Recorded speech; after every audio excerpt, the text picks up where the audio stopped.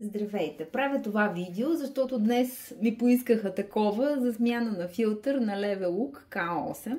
То е изключително лесно, но все пак за ваше улеснение ще ви покажа дори при наличието на стар филтър как би се сменил. Проверяваме във филтър чек статуса. Тук виждаме, че филтър още не е за смяна. Когато дойде време, машината съобщава. Какво правим всъщност?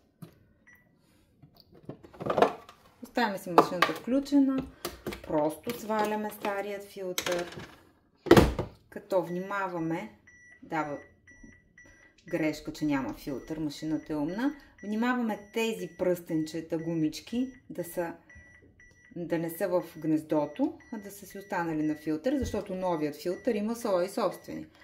Приемаме, че това е новия филтър, записали сме новата дата в момента, в който сме сложили и го връщаме обратно.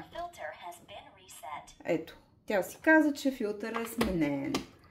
Сега ще проверим тук какво се случва. Разбира се, същата ситуация. Разчете си този филтър. Когато смениме новия филтър, всички отделения са празни, с изключение на първото. Когато пуснем водата, се запълва само ето едната част. Това показва, че е минала вода през филтъра. За да се адаптира филтъра, е необходимо да изтече вода между 3 и 6 минути, като аз препоръчвам да е на 7 pH, за да не се включват плочите и да не се извършва процес на електролиза. След като минат 3 минути и водата се изтича, за да може филтъра да се изчисти и адаптира, проверяваме дали няма пяна в самата вода.